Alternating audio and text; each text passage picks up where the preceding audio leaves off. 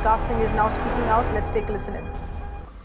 अभी तक जो है पब्लिक डोमेन में नहीं आई है। हमने बहुत कोशिश की कि उनसे रिपोर्ट की कॉपी हमको मिले जिसमें कि हम एक स्पष्ट रूप से कह सके कि क्या इस रिपोर्ट में क्या त्रुटियां हैं, क्या गलतियां हैं। वो रिपोर्ट भी देने को तैयार नहीं है। पब्लिक डोमेन में आज तक रिपोर्ट नहीं दिया है। डॉक्टर सुधीर गुप्ता ने ही मेरे को बहुत पहले कहा था। ये एक्चुअली मेरे पास आए थे 1 साल पहले। हमारे बड़े अच्छे दोस्त अमरेंद्र शरण की डेथ हुई थी और सीनियर एडवोकेट थे, सीनियर एनसीपी लीडर भी थे अमरेंद्र जी, और इनका केस ये करते थे और इनके अमरेंद्र शरण की वजह से ही ये आज इस कुर्सी पे बने हुए हैं।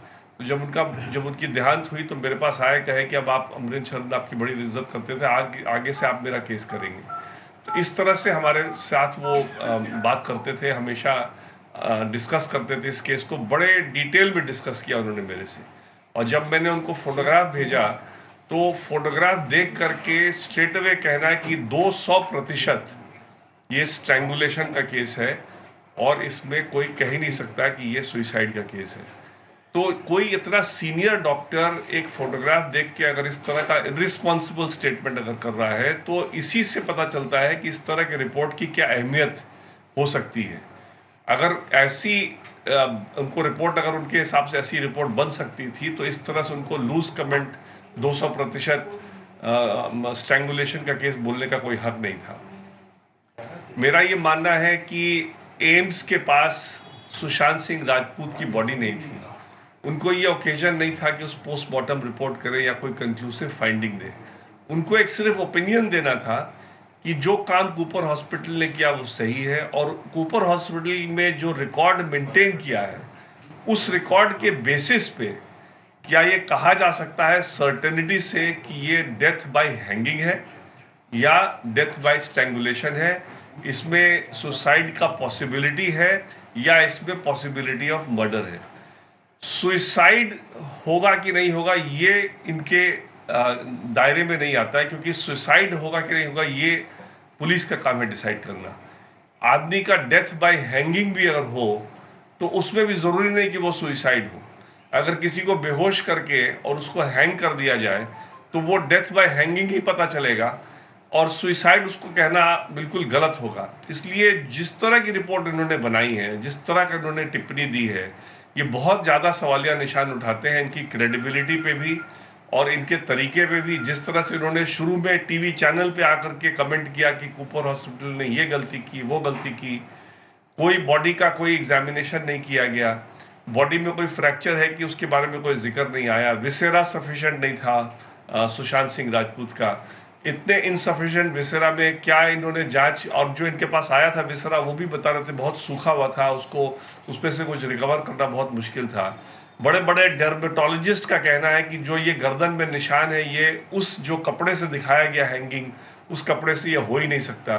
तो इन सब के बावजूद एक तो इनका टीम का साइट पे जाना, इनको साइट से कोई मतलब नहीं है। इनको सिर्फ जो रिपोर्ट कूपर हॉस्पिटल ने बनाई थी, जो उनके कागजात थे, जो उनके रिपोर्ट, जो उनके भी फाइंडिंग्स थे, उस फाइंडिंग पे इनको कमेंट करना था। ये जाकर के वहां साइट पे देख रहे हैं। ये सब काम सीबीआई का है। ये सब काम सीबीआई को तय करना है कि साइट पे क्या हुआ नहीं हुआ, क्योंकि सीबीआई मुंबई पुलिस की जगह पे आज के दिन काम कर रही है। मुंबई पुलिस ने इसका इंक्वेस्ट का काम किया था। सीबीआई को अब जब एफआईआर दर्ज है उस एफआईआर के बेसिस में जो इन्वेस्टिगेशन करना है तो साइट पे जाकर के देखना उनका काम है।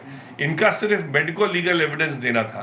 तो इसमें ये बहुत पूरी तरह से चूक गए हैं। जिस तरह से उन्होंने ये रिपोर्ट बनाई है, जिस तरह से इनका कंडक्ट रहा है, जिस तरह से इनका लूज स्टेटमेंट रहा है, इनका जिस तरह से इनके टीम के मेंबर मीडिया के सामने आकर के कमेंट करते रहे हैं, इससे बड़ा क्लियर स्पष्ट होता है कि ये बहुत ही इन्होंने लापरवाही की है, बहुत ही गैर जिम्मेदारा काम किया है और सीबीआई को इनके कंडक्ट को भी इन्वेस्टिगेट करना चाहिए कि इस तरह से इन्होंने ऐसे गैर जिम्मेदारा तरीके से इस तरह का रिपोर्ट किस तरह से बना दिया और ऐसे ऐसे लीक करके मीडिया में जाकर के बोलना, ये मेडिकल काउंसिल ऑफ इंडिया के भी रेगुलेशन के खिलाफ है। एथिकल रेगुलेशन है मेडिकल काउंसिल ऑफ इंडिया का, उसके भी खिलाफ है।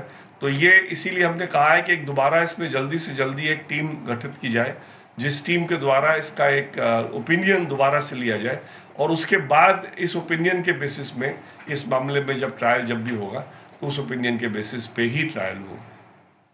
Today I have called this press conference only because we on behalf of the family have written to the CBI director to constitute a fresh forensic team to look into the reports prepared by the Cooper Hospital and also to give an opinion as to whether the opinion given by the Cooper Hospital can be sustained or not, or whether there are some infirmities in that report, or whether the death can be said by hanging or it can be said to be murder, that is death by strangulation. The cause of death probably in both cases will be the same, which is by asphyxiation. But if it is by hanging, also there can be murder, because even if it is by hanging, murder cannot be ruled out. And the easiest way to do death by hanging, which will be murder, is by making somebody unconscious and then hanging him from wherever he is found to be hanging. And the report will always indicate that it is death by hanging, and it can't indicate that it is suicide. Suicide is a question which only the CBI could have taken, and this AIIMS team had no right whatsoever to give any comment that it is a case of suicide and not a case of murder. This Dr. Sudhir Gupta had met me about a year back. His lawyer used to be Mr. Amrinder Sharan, a very respected senior lawyer, a very senior member of the NCP, Sharad Pawar's party. And we were in the same chamber. So when he died, Sudhir Gupta came to me and he said that now I would request you to take over all my cases, because Mr. Sharan used to regard me a lot. And it is because of that there was a lot of talk between us, and even before the matter was referred by the CBI to him, he was in touch with me, and he was all the time questioning the way in which Cooper Hospital has functioned in this matter. And when I sent him these photographs which were taken by the sister of Sushant Singh Rajput, he immediately commented that it is death, it is by strangulation, and it cannot be said to be death by hanging. Now, if a person who can make such a casual comment, I am not saying that that casual comment was correct, but if he can make such a casual comment and later on completely upturn it, completely go in a different direction, then what credibility one can... This is breaking inputs. The first that we've heard from the late actor Sushant Singh Rajput's family lawyer here. He's, of course, interestingly also speaking at a time Rhea Chakrabarti has just walked out of jail on bail today, as was instructed by the Bombay High Court.